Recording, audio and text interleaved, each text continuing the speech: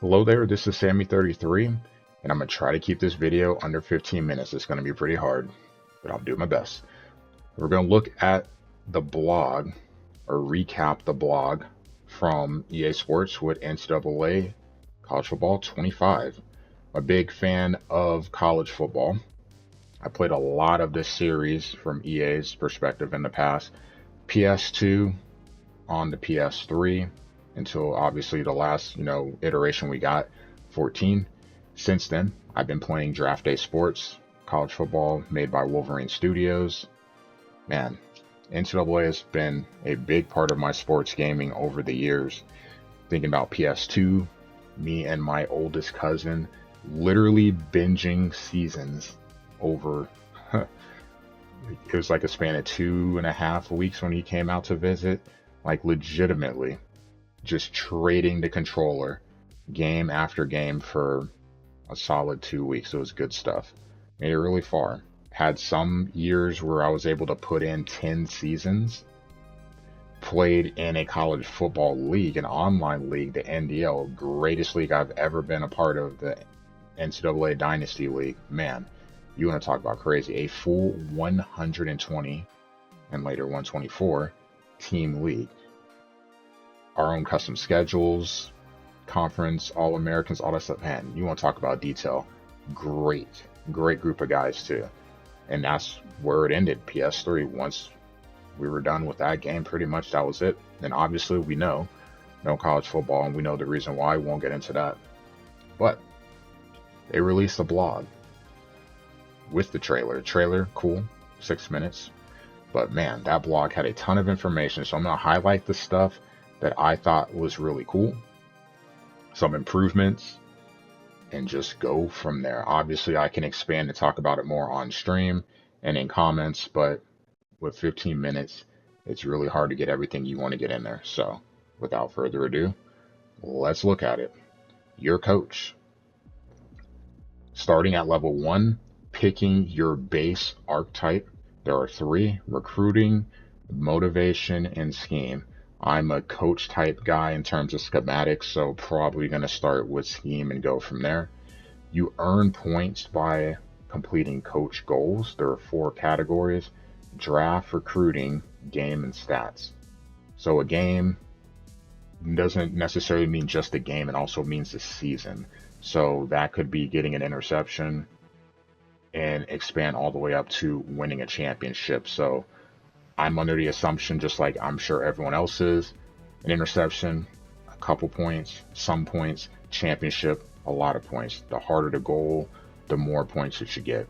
Stats, season goals, X amount of touchdowns, X amount of yards, your rank in a particular category, recruiting, top recruiting class, signing a 5-star, maybe signing X amount of 5 stars, and then the draft. Getting a player drafted in the first round, getting multiple potential second round picks.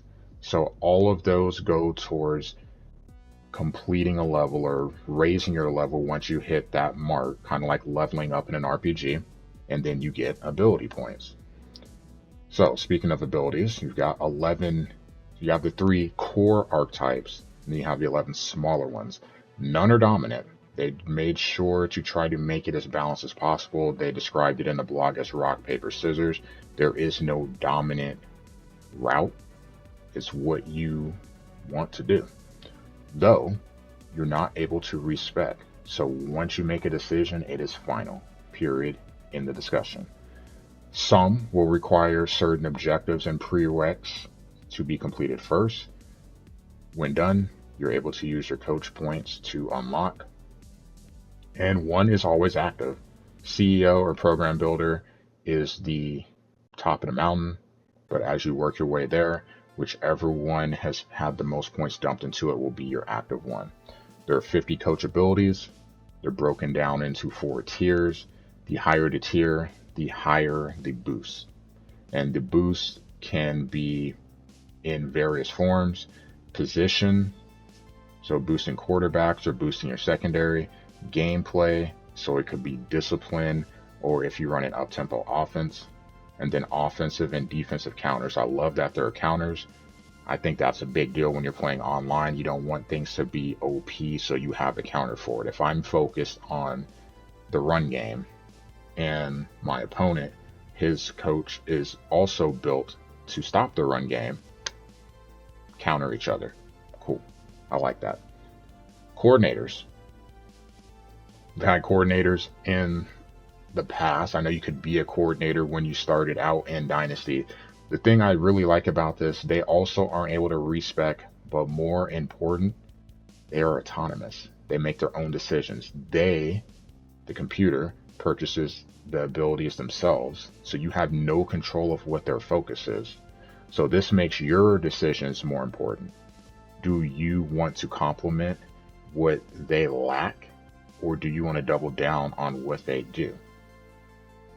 You can look at this with the spider graph, not just with your coach, but the coordinators. They all can overlay on each other, so you can see just as a program where the focus is. As a coach, obviously your contract would be important. Coaching carousel is important. I'll get to that in a sec.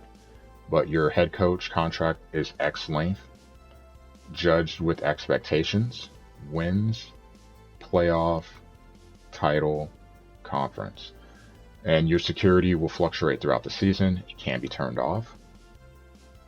Coach prestige. Thought this was really important. The way to describe it definitely seems very fair. So they described it as ability to meet the contract while adjusted to the school and role. So if you are Kent State and you're meeting all your goals, in terms of Kent State's view, you're an A. If you're an Alabama head coach, which clearly has greater expectations, and you meet that, your coach rating from the view of Alabama would be an A. But from a national perspective, those are two very different things. They are not on the same level at all. Different expectations. So that Kent State coach is going to rate lower prestige-wise than an Alabama coach. 20 years can be seen of the last, the previous records of the school. So whether you're starting out there or over the course of your dynasty, it updates. So if you're moving jobs, you can see how they've performed in the past up to the current. Coaching carousel different as well. 5 weeks instead of just all happening at once. Coordinators can be fired. Coordinators move around and can be promoted. They can leave of their own accord. And it's interesting because with coordinators not being controlled in terms of abilities, this opens up different possibilities. When you're hiring new coordinators, you're able to look at that. So that could help. Obviously, they're going to continue to grow, so they will still change without your influence, but it makes your decision making interesting when you put your staff together. So if you take a new job, you're also going to be able to hire coordinators to go with you. If you fire coordinators, you're replacing them. And one thing to note that they did mention, if you are fired and do not pick up a job, you'll be assigned one, and same with coordinators as well. If you don't hire coordinators before the end of the carousel, then you'll be assigned to. And with it being 5 weeks, jobs will open and close throughout that process. So just because the job isn't available in the beginning does not mean it might not be, it could be open in 3 weeks. It might not at all. It could open the last week. You never know. So it's always changing. The landscape is changing. It's very dynamic, and I do like that. Recruiting, similar to what we've seen in the past, but better with some quality of life upgrades. They focused on 4 things in the blog that said humanize the recruits, make regions stand out, mimic the school resources, and then addressing the transfer portal. So for each recruit, 3 stages: discovery, pitch, and close. Each school will have its own grade. You'll be able to see that in the menus. They are dynamic. They can change, portions of it can change yearly, or they could change weekly. The weekly one is very important. There's 14 grades that aligns with the 14 different motivations that recruits may have. There are 3 to note. 2 don't ever change: campus lifestyle and academic prestige. They are set from day 1. They do not change at any point in the dynasty. And then coach prestige. It's not just you as a head coach, though you have the biggest influence. It is also your coordinators that impacts it, and then coach stability, adding a fourth one in there. How long has your staff been together, and how likely are you to stay during that recruit's 4 years? So it's not just you as a head coach, the coordinators impact those two as well. So this can be checked weekly. Like I said, they'll move up and down. It's important because it could cause players to transfer or decommit. So with recruits, you're looking at 3,500 per season. Each class obviously will be different. So it could be a quarterback heavy class. It could be a California heavy class. It could be a trench heavy class. It could be a Southeast heavy class. Each class will, or each recruit will have 14 motivations, and 3 of them will be key. Those make up the ideal pitch. You're going to find those out during the discovery stage. Again, if you played NCAA before, you should be used to this, but there is a new thing, the deal breaker. If they have a deal breaker, it is required to sign and stay with a player. It never changes, and this is something that has to be met in order to recruit them. So for example, if it was to be close to home, it does not matter what schools are coming after them as a deal breaker, it is required. Now, changing that to something else, let's say championship contender. If it's a requirement and it's not being met, because it's not being met, that is going to cause a player to decommit or transfer. It's important that that deal breaker is always met. Essentially, they described it as it being a promise. If you're not meeting that promise, that player is going to go. Pipelines, a little bit different than it was in the past, and I do like this change, and it's a huge change, so something to be aware of. It's region, not state. In the past, a pipeline was tied to a state. Now it is region based. For example, you're looking at Florida being broken up into 3, North, Central, and South. New Jersey and New York being together. California is not just the entire state, it's South, quarterbacks, and NorCal. So altogether, there are 50 pipelines. Each has 5 levels. Schools have specific ones. They do not change. So this makes it really tough for smaller schools, as it should be. If I'm a San Diego State guy, it's going to be hard to pull recruits in certain areas because that is not the school's typical pipeline. Thus, I would have to invest a lot of time and effort and resources to try to get someone outside of that pipeline. Possible, yes, but that's the risk you take with a smaller school.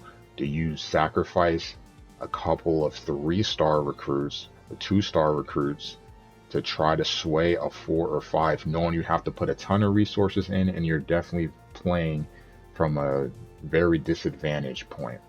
So that is something to pay attention to in the big picture. 35 maxed on the board. We've got the team needs. You should be familiar with that if you played NCAA in the past. Position breakdown, so you know when, kind of where you're at in terms of their age, in terms of class. Are they close to graduating? Shows how many you're talking to, so how, and also how many you need to have based off of your scheme. Recruiting hours. This is an interesting one because this also changes too. So again, being a smaller school is really going to be difficult. It's based on prestige and the stage of the season. So if you're in the off season or if you're in, the end of the season conference play, a bigger school is going to have more hours.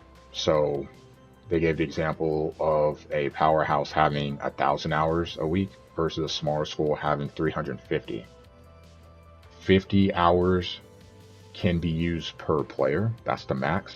And that also is influenced by ability. So there are abilities that you could have that could probably, I'm assuming, up the number of hours you can speak to or use on a person or overall for a school. Scouting. This is a little different and definitely something different that we've seen in comparison to Madden. Better version, in my opinion. So, 4 stages: unscouted, partially scouted, mostly, and fully. So, when you're looking at the attributes, this is what we're looking at with scouting. Partially scouted, well, unscouted is a question mark. No idea what it is. Partially means there's going to be a gold zone. So, somewhere between 0 and 100 on that meter, there's going to be a gold area, which means that it covers 25%, and somewhere in that 25% is the actual rating. Mostly scouted will narrow that down to 10, and then fully will give you the actual number. So each time you scout someone, you get new information. You might get 2 stages in an attribute. You have to see. It's random. Also, you get physical and mental abilities. You get the information on that. Get to that in a sec. And then the dev trait, you won't know without abilities until actual signing day. Lower stars tend to have more uncertainty, more bust or boom. This is how the smaller teams are going to be able to make their money. In this case, being able to find the diamonds in the rough, because you're not going to be able to just easily pull, it seems, 4 and 5 stars just like you could in previous games. You really have to do your due diligence with the middle group and trying to find the stars in there. There will be some, just got to find them. So ideal pitch, and then actions. So again, with those 3 motivations, you try to match up the best you can. You can sway just like you did in the past, but it's a little bit different because a pitch automatically is tied to 3. So if you match in 2, you don't match in that 3rd.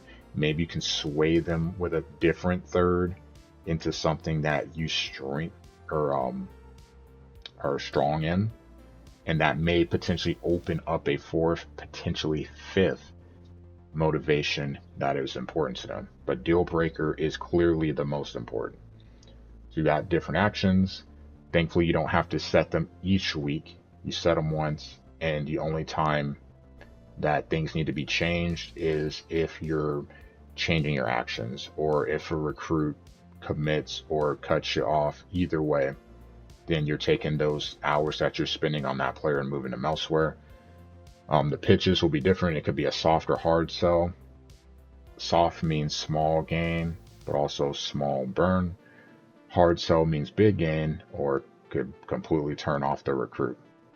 And then the pitches, there will be 20. So of course, you're going to try to align them with trying to find a good mix of what you do well, what they're looking for, and trying to align those. Visit a little more of an explanation than they've given us in the past, but it runs pretty much the same. So 40 hours, when do you schedule it, and what are you doing? And what are you doing would be the motivations, so we're used to that.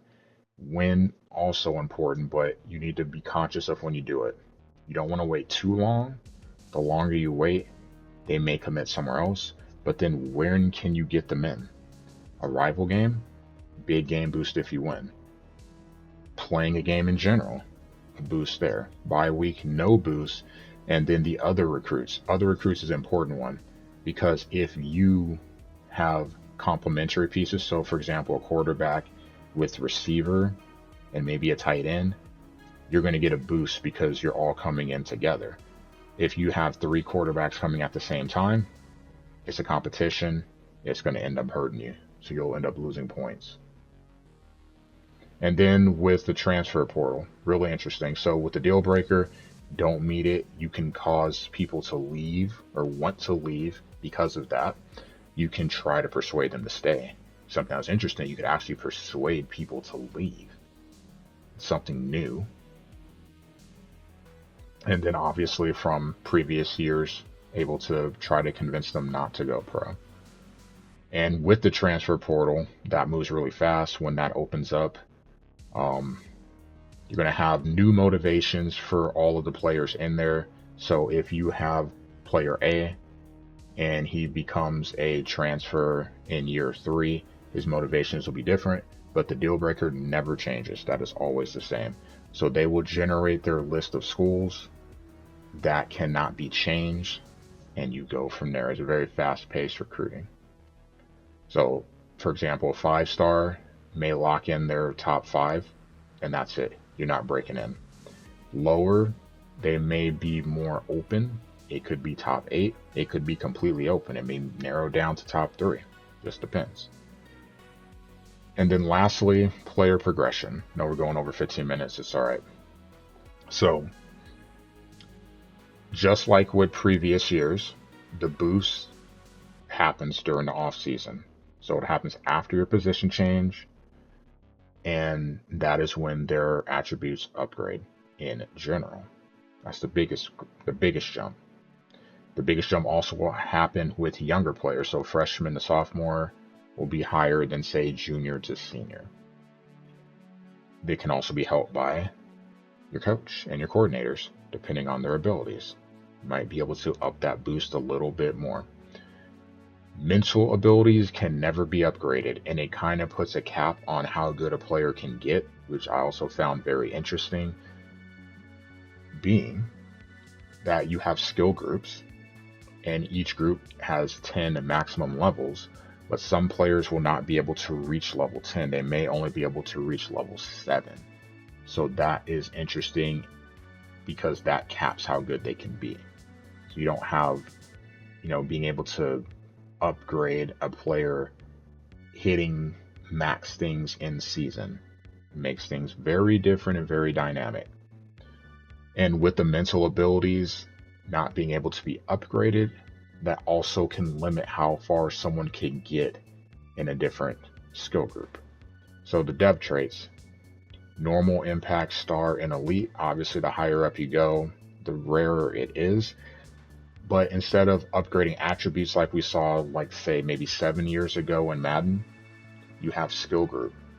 It was similar to how it was in Madden, but the difference is every attribute that's tied to it goes up. So for they gave the example of power skill for a running back, so that's trucking, strength, stiff arm, toughness, and injury. Every attribute goes up.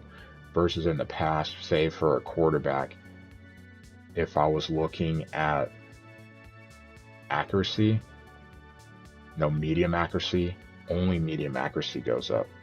Maybe. If I'm looking at receiver and I'm looking at certain groups, I don't remember the archetypes right now off the top of my head, but it would give you the list of attributes that could go up, but not all of them did, and you weren't fully sure which ones would. It was a gamble. So here, there is no gamble. They all go up. And for abilities, physical and mental for that matter, but mostly focused on physical, they are 4-tiered: bronze, silver, gold, platinum, depending on how high, what class, the higher the level of the ability. I'm sure we'll get more information on that as we get closer to the release of the game. And then just some other small things. Impact players, if you played back in the day on PS2, PS3, each team had 3. Normally 2 on one side of the ball, 1 on the other. Some teams did have 3. This, have as many as you want, as many as you can get. There is no limit. There is no minimum. Wear and tear is something that I'm curious on, but I think that's something I'll have to see play out. I do like the concept of a workhorse running back being limited over the course of a season, potentially with how much he's used. It forces you to use your other players. We don't really see that as much in college these days. Running back by committee, like multiple people being involved. So I'm just kind of curious how it plays out over the course of a game. Maybe they slow down some at the end, but I know they mentioned earlier that they didn't want it to take away from what a player would be able to do. But again, I'd have to see that one in action. But I do like the concept. And then the last major thing to me is the playoff system. So 12 teams, the 5 power conference champions ranked, and then the next 7 based off of the poll. The bye can only go to can only go to 4 of the top 5 CCs. So if you're an independent or if you play in a small conference that's not included in that, you will not, unfortunately, you just will not be able to participate in the bye. You'll get a bye. The first round will be at home, so that's cool. The big six bowls rotate. The title game rotates. You got the 34 bowls in general, and then you can see the tie-ins and the bowl projections as you progress through November. So that is nice to see. That said, that's really all I've got from this. There's other things too that you can go in detail. One other thing, I'm thinking about it, I even have a note on it, the patches. So if you were to move conferences, so if I wanted to move, say, Nebraska to the Pac-12, not sure why I would, or Pac whatever it is at this point, it would change the logos on the field and then change the patch on the jersey. You'd lose the big, and that would also be off of the field, and you'd have the Pac logos. So I do like that that changes, and also, obviously, since I'm saying that, customization, you can change that during the off season. So good stuff. Change the rules too. Is there a conference championship game? Turn it on, off. How is it determined? Conference record? Yeah, whatever you see fit. But I'm definitely impressed with what they've added with Dynasty. A lot of things that we've seen from past NCAA games, but also, to me, more importantly, upgraded, modernized, and expanded on in terms of quality of life. So I think this will definitely be the strong point of the game. I do have some questions about online play, but we'll have to, like, how some of the things will work with recruiting, we'll have to see. But I'm really curious to see, especially with potentially going to San Diego State at some point, just how difficult will it be to get recruits? Because usually in the past, Nebraska, I'd be able to get most of the people I wanted once I got them good. The same with Kentucky, on par with a Georgia or LSU. Can't fully say Alabama, but Alabama too. But then I'd be able to go to a small school and eventually build them into a powerhouse pretty easy, as long as I was winning games. Because I'd still be able to get 5-star recruits and not recruits. So I'm really curious to see, with the pipeline, with the school pipeline, with coach pipelines, and with limited resources in terms of recruiting hours, just how hard will it be? That could be a really fun project. And I tell you what, the person that really figures that system out or is able to get the best out of that system, GG's to you, because I know those videos will be popping because everyone wants to know. With that said, it's probably the last bit I'll talk of NCAA until we get closer to the game release, because Dynasty is one mode and the one piece of information besides gameplay I care the most about. Gameplay, won't really get to see that until I get my hands on the game, and that's fine. But in terms of Dynasty, impressed with what they have and looking forward to seeing all of this in action.